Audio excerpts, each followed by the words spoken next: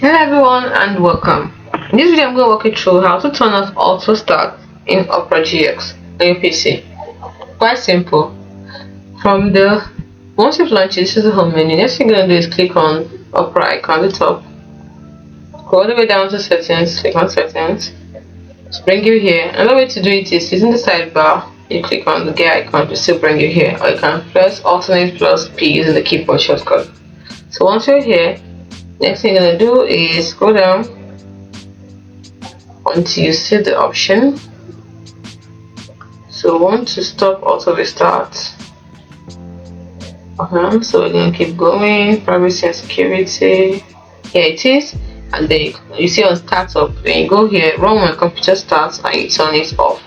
Once you turn this off, you've turned off auto start in Opera GX. If you change your mind, for the same step and turn it on. That is how to turn off and on auto start in Opera GX.